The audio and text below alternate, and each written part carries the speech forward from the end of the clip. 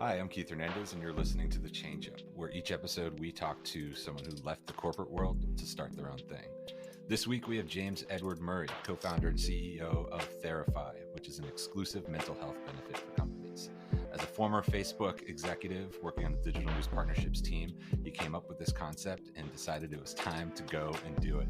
We have a very candid conversation about mental health, what it means to people of color, fathers, and the roles that they play in our lives. It was just a really fun and fascinating and eye-opening conversation. Hope you enjoy it.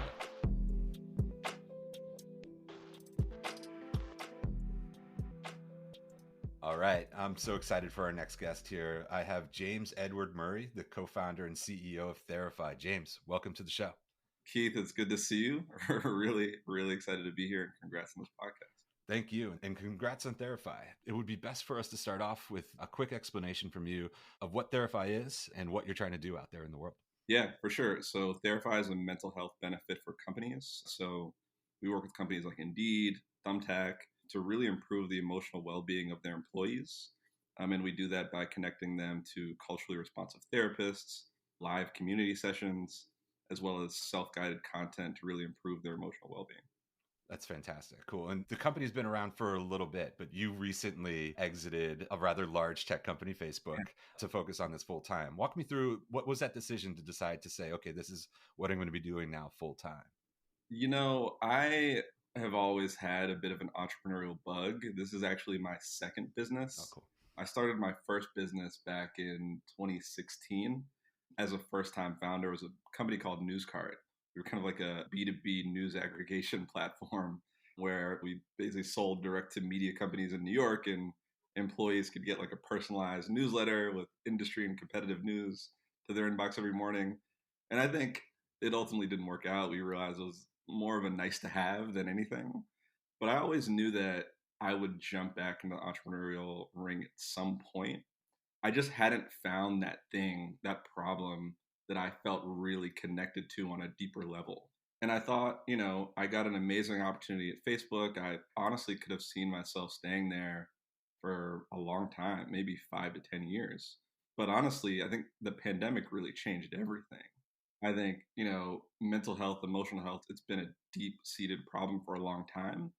But the pandemic, the racial reckoning that we've all gone through in the US in the wake of, the killing of George Floyd, Ahmaud Arbery, and so on and so forth, it really just shed light on a broader issue that needed to be addressed.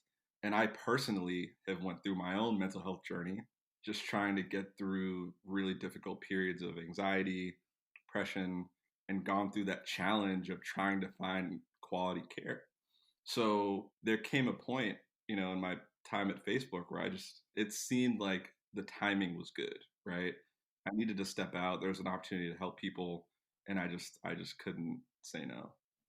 It's amazing that you're doing this and amazing that this is the cause. There seems to be a bit of an awakening on mental health, and especially with people of color, Latinos and Black, which is fantastic, but that's one side. The Right. second side is, how do you get the help that makes the most sense for you? And so you experienced that personally. Yeah. Can you talk a little bit about the struggle to find the proper therapist Yeah. and the proper health? Yeah. It's so true. So my story is probably 5 years ago, 4 or 5 years ago was when I was at my personal lowest. And at the time, I was just trying to push through, like Yeah. I was like, I'm good.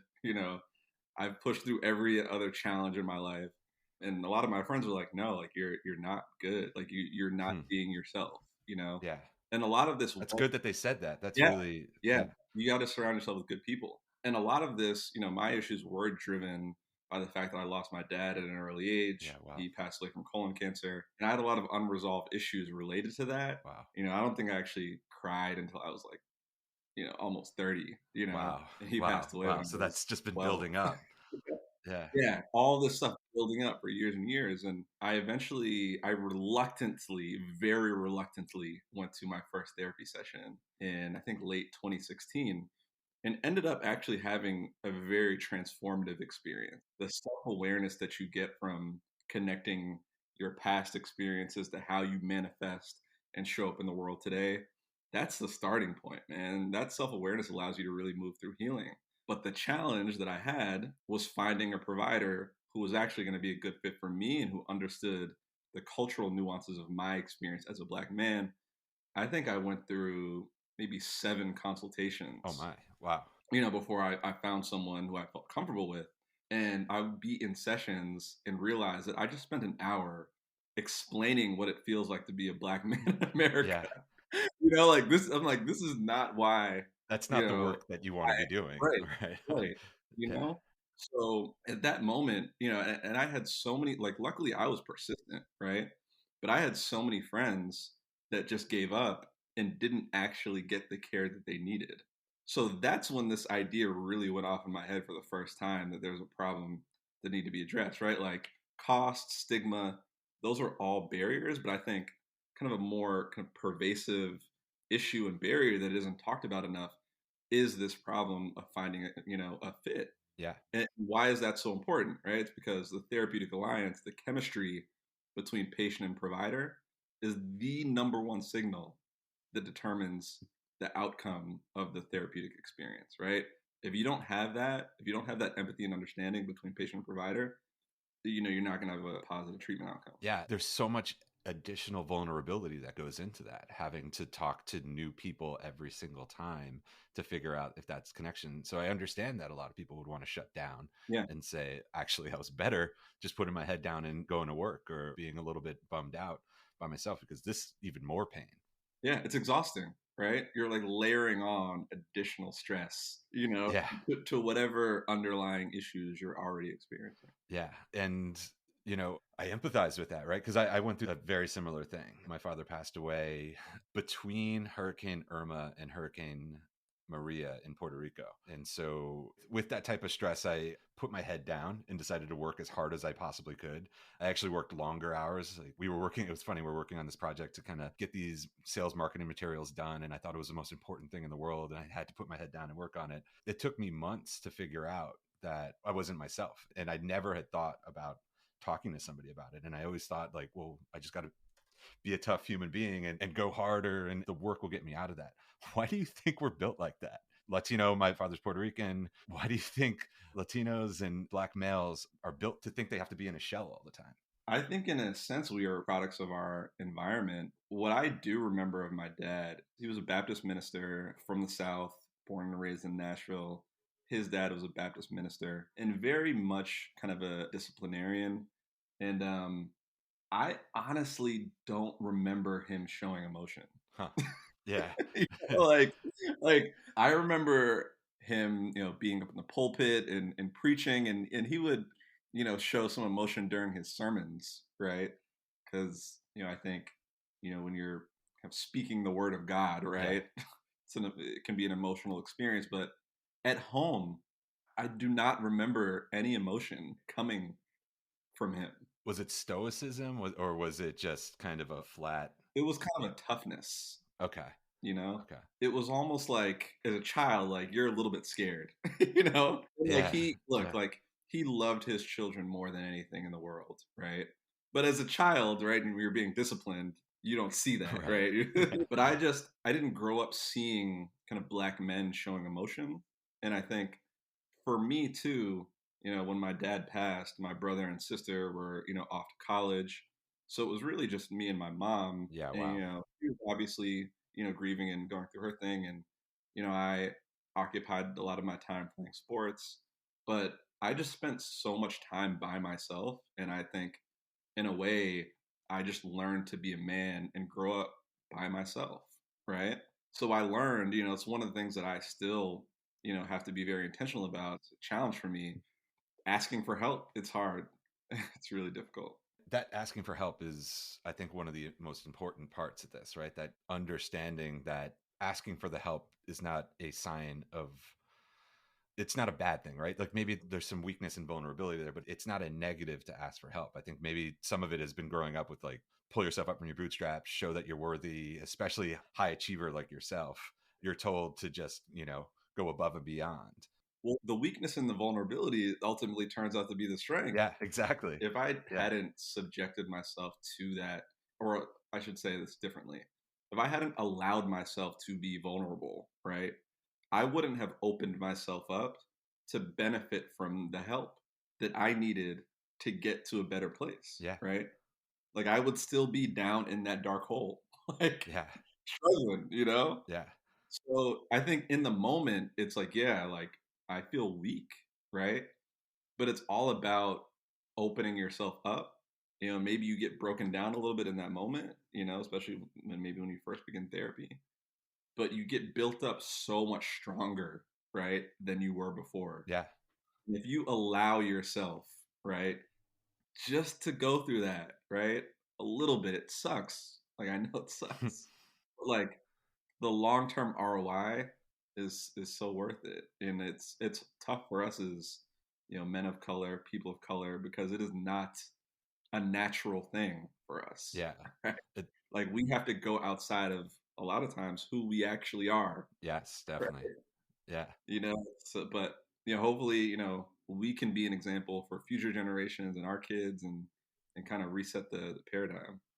Well, thank you for saying that. Yeah, and it's just an additional layer. It's funny, a thread through other conversations on the podcast has been about how it does get lonely at the top. Once you start to kind of grow in your career and start to reach these new levels of management and leadership, and then especially when you're taking over a company, it gets even lonelier. So there's this mental health crisis with CEOs and founders as well, not just people of color, but people who now have changed the direction and trajectory of their lives to be running a company, Yeah. don't have anyone to talk to. Can you talk a Yeah. little bit about that as well with you as a second time founder and what's different now Yeah. that you kind of understand that and you've kind of actualized a little bit of yourself, how you're becoming a better founder, how your mental health is part of that as well? Yeah. I think the difference now is that the first time I started a company, I did not have skills or tools. Like I didn't know what I needed to protect, to preserve, and to cultivate my own mental health. Now that I've, experienced therapy, through therapy, I've found other tools that I've learned, like meditation. I have this support around me. I still go to therapy. Like I try to meditate every morning. I try to do things that keep me present, right? Yeah. Keep my mind from wandering and being all over the place, and being able to separate my personal life from the business, and not be out with my friends and like only thinking about work. I didn't have those things the first time. This time I have them, and I think there's probably a reason that my first business failed, because I I was not prepared emotionally for that journey. Yeah. Yeah. I also think it is lonely because the majority of my friends are not founders, or not going through the same challenges that I am going through. I think what's been really helpful is kind of intentionally developing a community of other founders. So we're currently in Y Combinator, invested in companies like Airbnb, DoorDash, et cetera, which is Oh, awesome. cool. And they're, Congrats. that has brought me together with a bunch of other founders who are in my similar position. Yeah. And I mean, yesterday we do like group office hours every 2 weeks, and we just like commiserate. You know what I mean? And it's On all like, on all the garbage that happens on your day to day. yeah, it's almost like unfacilitated group therapy. It's like it is just the best. It's just so relieving to have other people that I can talk to. And I think a previous me would have just put my head down and been like, all right, this is hard. I know I'm by myself, but I've had to be in these situations my whole life, and I would have just powered through. And I think in my, I can't, older, I'm 35, but say in my older ages, Yeah. I know better, you know? So, Yeah, you've grown. And I think there's also been recognition in the founder world that this is not a work 100 hours a week, drink the Jolt Cola until 5 in the morning environment anymore. I at least am excited about this next generation of founders who it's not even work life balance, it's there's work and then life is yeah. on top of that, right? And work is part of life. Yeah. And we have the added pressure. I don't want to call it pressure, but like we're a mental health company, you Yeah. know? It's like Yeah. I can't be a hypocrite here. I Yeah, need you to got to practice what you preach. Yeah. yeah, Yeah. I need to lead by example. So, Yeah. What are some of the things that you're doing with your company now, right? It's a small company yeah. that's starting to grow. Yep. What are some of those kind of internal policies or ways that you're thinking about, when we do scale and we do have employees, we want to make sure that we're X or Y or Z. Yeah. Well, one of the core values that my co-founder and I talk about all the time is just people first. Yeah. People first, man. Like the work isn't going anywhere. Yeah. Like, and to get the work done, you need to be healthy. So even in the past 6 months, both my co-founder, and I, we also have another engineer on our team. Like everyone, goes through personal things, family things that are stressful. My co-founder takes care of his mom, and she's going through, certain things. I'm like, if you need to take a day off to like handle things at home, Yeah, wow. or even if like you have so much stuff going on between the company, taking care of your mom, everything else that like you're feeling burnt out, like take some time off. Like I get it, like we're a startup, like super demanding, but this isn't going to get done. We're not going to be successful if we don't take care of ourselves Yeah, first. Right. So that is like the most important core value that I think is going to live on with our company for absolutely. 10, however plus years. Always people first. That's Always. fantastic. I try to lead by example in that. I also try to lead with vulnerability. And, there are times like when I'm tired, this literally just yesterday, like, and I was talking to my team, I was like, guys, I'm tired. Like Yeah, I, good for like you. I'm Yeah, done, like I'm going to shut down right now. I'll talk to you guys tomorrow. And I think it's really important for leaders to do that, right? I think as yeah, a leader for you absolutely. to say, hey, like I'm feeling some of the same kind of pains that you are. I don't want to use the word permission, but like it gives the rest of your team a sense of comfort that when they're going through something difficult, they can express that without being judged or without being punished or anything like that. Yeah. Thank you for doing that. Yeah, I think that that's mega important, right? And especially now as our lives have become distributed, right? Our work lives, and so much of it is happening on Zoom and Slack and other places besides a physical Yeah. workspace. All these studies continue to show people are actually working more hours now Right. because they're not commuting and all that. So Right. putting that into practice is critical and important. As we kind of move in, who knows if we're actually going to move back into a world where we can be in offices. It seems like this Delta variant's Yeah. climbing. Do you see your work as being in office, or do you see it as distributed? What's kind of your philosophy on the future of how we go to the office and how we work? Man, that's a tough one. I think for our company, because we are really a technology company at our core, we have the ability to be distributed. We're already distributed. My chief technology officer is in Nashville. Yeah. Yeah, I was just out in Nashville. Oh, cool. The thing Okay. that I like about that is one, it's better access to talent. And I think, you can have people on your team who have a really good kind of work-life balance, spend more time with family. Absolutely. I do think there are downsides though. I spending time with the team down in Nashville, I was like, wow, like we just got so much done. Yeah. Yeah. Like just being together for a few days. So for us, I do see kind of a hybrid world where, probably our DNA will mostly be driven by a remote culture, but we will be very intentional about getting together, say, once a month or once a quarter and making sure that we have that face to face time as well. Yeah, I mean, we're social animals, right? Yeah. Like what I've realized with these types of things is it's great to connect, but it's also more formal on Zoom or more formal on video than it would be if you're walking to a conference room with somebody and you can kind of like, shoot the shit for a little bit before the meeting and now you get a better understanding of who they are and what they care about. You lose that because you can't do Yeah. 5 minute Zooms. You can't do like sidebars Yeah. after without kind of formally putting it in. So I do miss a little bit of that serendipity, Yeah. but I also recognize now that a lot of people that serendipity was exhausting Yeah. because right because I'm coming up to them after a meeting and they're like, oh, I need time to decompress, and now Right. Keith's on me about something else. So Right. I thought it was like, oh, we're just talking about the NBA finals, and no, it Right. was like, oh, Keith's back, okay, hold Right. on. That self awareness as a leader. Yeah. Yeah, yeah. I'm starting to recognize that now too. Yeah. Yeah.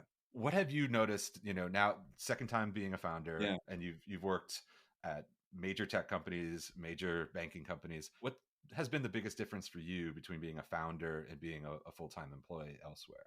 Ooh, man. First is just the accountability piece. Yeah, At Facebook, it's like it's such a big company now. It's just that there was a lot of structure, right? It's like, Monday at 10 a.m. it's a team meeting. I have this meeting at Wednesday at Yeah. 9 a.m. Certain things, we have performance cycles that happen the same time, and like when you start a business, like none of this exists. And Yeah. it's tough. Yeah. You take that for granted, all of the kind of, administrative things that are already set up for you when you work at a company. And when you start a company, it's like you want to just do the core work. Right. I just want to connect people to care, you know? Yeah. Now I'm like setting up benefits and like, I'm like our benefits administrator, like, Yeah. and Yeah. I think also it's like no one is, I think especially as a founder, no one is over my shoulder in the morning like it's time to work. If I wake up at 1 p.m., no one's, be like, where are you? Yeah. Right? So there's just a different level. And I think that's why you start a business, because you care about solving a problem so much that like, you're gonna institute that or implement that accountability for yourself anyway. But it's still difficult, right? Especially to make that transition. So I'd say the accountability is the biggest piece. It's just, you're on your own. Yeah. Yeah. I like that you called out that all the administrative stuff is there already for you at your disposal. I think oftentimes founders go, it was so limiting and chaotic, and I wanted to create my own thing. Yeah. There's real value to having HR policies already written, accounts payable already set up, and doing the work of collecting the invoices, and a really good retention program set up. Like all of that stuff, when you have to think about it. Yeah. Yeah, that was the first thing for me. That was mind blowing. I was like, oh yeah, there's there's nothing here. I currently right now have like 3 outstanding invoices that I need to submit. I'm like to get paid. I'm like, I was supposed to do it like a couple days ago, and I've just been so busy. Yeah, and that stuff's hard You know? to, it's hard to find that time because it's a completely different energy, right? You're like, Yeah, and sometimes yeah, you feel, I especially with the invoices, like feel sheepish about asking, and I'm like, yeah, yeah, wait a minute, and that maybe that's something else, but like, you know, no, we agreed. This is the money that you said you wanted to pay. Okay, cool. I shouldn't be yeah, sheepish about asking you for this. yeah. Yeah. Right, right. It's funny. I was at Microsoft earlier in my career, and I made the joke that there's 103,000 little boxes because we all had our clearly defined roles, and just Yeah, putting them all together was how we got to the Microsoft. And as a little right. guy, starting up in the industry, that frustrated me because I wanted to move fast and break things and do Yeah, different things. But now I appreciate that. Now I look at that and go, that yeah. was they had structure and they knew what they were doing, and why they were doing The great thing about this life though versus a bigger company is, to your point, the ability to move quick. And my team and I can talk one day and say, hey, like we've gotten this feedback from a ton of customers, like we want to try to, build this feature and like test it out, right? And like we can literally turn that around in a couple of days. it. Yeah. Whereas like if I wanted to do something like that at Facebook, like I Yeah. don't know how many levels of approval. The gauntlet that you would have to run to get that Yeah, accomplished. Yeah. we can write a spec, build a like an MVP, get that thing out to some users in a couple of days. It's awesome. That is the beauty of it, right? That is the fun part of it, is iterative, test and learn, get it out there, and let's see what's happening. Yeah, yeah. So you've been around now for a little bit. How did you get your first customer? I think that when with people starting new companies, that's always the big leap. And I've talked to so many people who have this side hustle, and they're like, well, once I get my first customer, I'll leave. But they never get that first customer because they never focus on it. So I'd love to hear how you got your first customer. So interestingly enough, I told myself that I would not leave my job at Facebook until I signed with my first 2 customers. Okay. Because the thing is, like, I had such a great opportunity at Facebook and was doing really well. I just gotten promoted, Yeah. like, so it was really hard. If this opportunity, this kind of purpose and passion didn't come up, I would have stayed at Facebook for a long time. But I think what I did is I identified like the ideal type of customer, right? So I said, probably companies between, you know, maybe I think it was like 500 and 5,000 employees or something like that. Because if we work with someone that's too big, they'll swallow us whole. Yeah. We want to work with. You'll be their provider and that's it. Right, Yeah. right. But we do want a large enough company that has the budget to actually pay for something like this. And then I said, let's also find companies that have some sort of dedicated D&I leader or executive, because that is a signal to me that they care about that topic, right? And that they will care about providing, benefits that are inclusive and truly work for everyone. And I felt like the D&I teams could really be our champions coming into the companies, even if HR is like the final sign off. So I just went through LinkedIn. It's Yeah, like, that's smart. I think I just, I found a few people. I just connected with them. Once they accepted me, sent them a cold DM. Oh, wow. See, Okay. like, So cold calls. I think it was like, one of the things I previously worked in enterprise sales for a couple of years at a company called Envision before I went to Facebook. They talk about cold emailing and this framework called why you, why now. So it's like, why am I reaching out to you Hmm. and why should you care? I think I said something along the lines of, like, I'm reaching out about an idea to support the emotional well being of Black and Brown employees at X company. As you probably know, the number of Black and Latinx people experiencing stress and anxiety has increased by 172% Yeah. Wow. since 2019, which is a true stat. Yeah. And basically said, like, I have a solution, right, that can address these issues and really, provide culturally responsive support to make sure these employees can continue to operate productively, maintain their happiness, their joy through really difficult times. Yeah. And then also offer to do pilots. I think that helped as well Yeah. since we were, such a new company. So I think, our first three customers, they were paid pilots, but we started with a pilot program to prove out the value and then went from there. So I think that, it was a little bit scrappy, but, Yeah. I love that though. but it worked out. That's fantastic. I love hearing the cold email and the cold call is the way that it connects, right? Yeah, Because again, that takes an additional level of bravery and outreach, but also confidence that you have the right thing. right. Another key thing that I hear there is that was not a 6 paragraph, 4,000 word screed that you wrote. It was, that's something important for people as they build out a company. It's be direct, let them know what's in it for them Yeah. and how you can help them, and they'll be responsive. Was it a high response rate or was it just you found the right two and started to move? It was actually a pretty high response rate. It might have been like 20%. That's fantastic. Nice. Yeah. Yeah, like it was a pretty high response rate. So yeah, it's a great point, right? I get, cold messages from people all the time, like, I'm not reading all this. It's like, Yeah. it's like 5 paragraphs and they're like long paragraphs, so I just try to stay, straight to the point, let them know like what's in it for them, and then leave it alone. So With diversity and inclusion, there's a lot of companies that are talking the talk right now, right? They're putting out big, bold statements. They're changing the colors of what they're doing on LinkedIn. How do you, who's somebody who's working in this space, help delineate between who's talking the talk and who's actually walking the walk and who's going to be a real partner on this, sees that they're going to have to put their money where their mouth is, essentially? follow the money. Yeah. It's I was talking to a company the other day who's probably put out, I don't know, they put out statements all the time about, how they're supporting this, how they're supporting that. You look at their C-suite, you look at their board, you look at, do they have a dedicated D&I team? I don't think there was a single person of color on their board. Hmm. There might have been one person of color in the C-suite, no dedicated D&I infrastructure. Wow. Their thought was that, these programs should be carried out by the employees who already have like full-time jobs. Yeah. The regular job. Yeah. So to me, it's like, when I see something like that, I just think like you're trying to save space. You don't want to get caught in like a PR fire or whatever. But like when you look under the hood to see if you're actually investing in this issue, you're not, right? So I look at, organizational charts, I look at investments, like, are you putting real dollars toward this issue? And, money tells the truth, man. That's so true. That's so smart and so true.